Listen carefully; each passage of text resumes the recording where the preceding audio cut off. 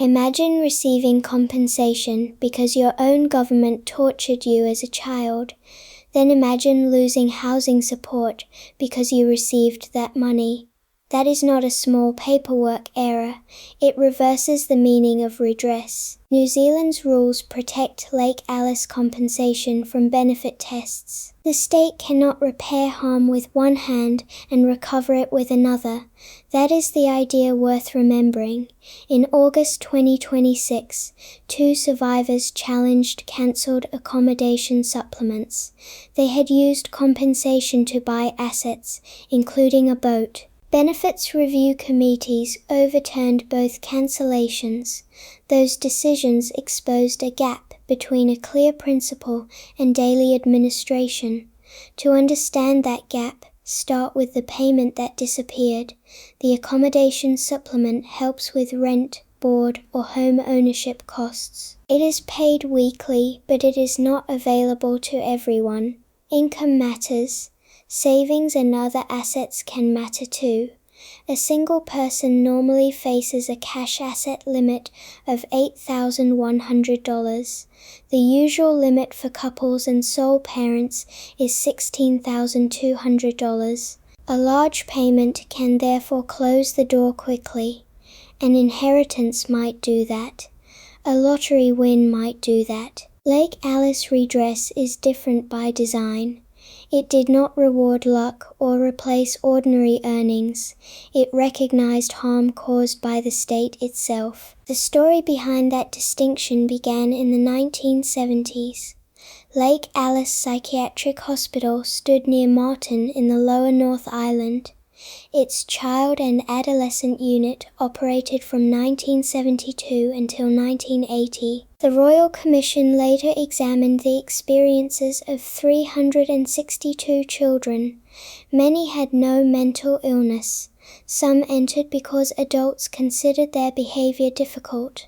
Inside, electric shocks and painful injections were sometimes used as punishment. The Royal Commission found that some treatment amounted to torture. That word matters. Torture is not poor service or an unfortunate medical result. It is a grave abuse of power.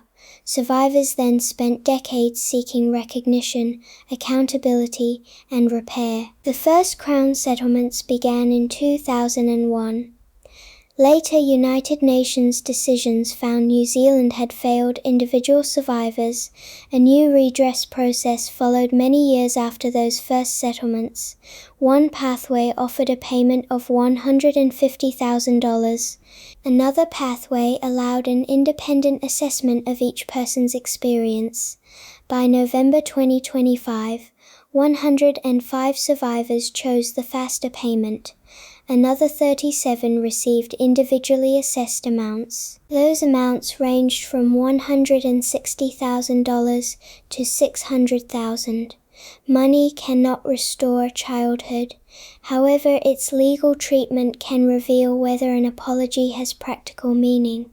For years, the benefit exemption carried a 12-month limit that created a strange clock around compensation for permanent harm. The payment was protected at first. After 1 year, the remaining money could affect some assistance. New regulations removed that deadline on August 1, 2025. Lake Alice payments can now remain exempt without a fixed time limit. Income earned directly or indirectly from that money is also protected. The rule covers accommodation supplement and temporary additional support assessments.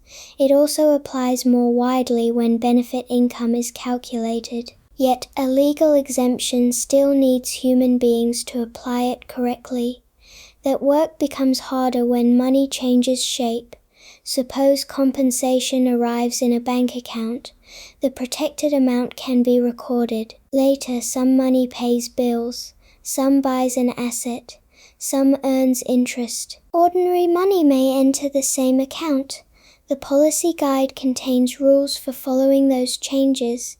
It protects the payment and income earned from it. It also explains how the recorded exemption changes as cash falls. Purchased property can raise a different question from money in a bank. That distinction can become decisive when somebody buys a boat or shares. The survivor sees one continuous piece of redress. An assessment system may see several different asset categories. That is where careful decisions matter. The 2 overturned cancellations show why review rights are not decorative. Anyone can challenge many work and income decisions affecting their support. The usual application period is 3 months after receiving the decision. A late application can still proceed when there is a good reason. Work and Income First checks the decision internally. If the dispute remains, a benefits review committee takes a fresh look. 2 members are staff who were not involved in the internal review. The third is a community representative appointed by the minister. The committee can confirm, change, or cancel the original decision.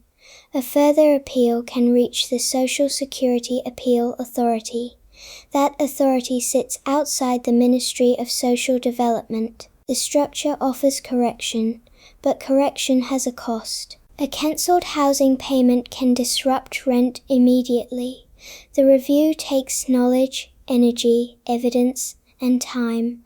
Those demands fall especially hard on people already harmed by state systems. So the lesson is larger than Lake Alice. Governments often create special payments after failures, disasters, or unlawful decisions. Those payments enter systems built around ordinary income and ordinary assets. If agencies do not carry the exemption through, redress can become a penalty. The law may promise repair, while a computer or worker subtracts support. Good administration is therefore part of justice. It is not merely the paperwork after justice. Lake Alice survivors fought for decades to make the state name what happened. The permanent exemption protects one part of that recognition. The review decisions protect another.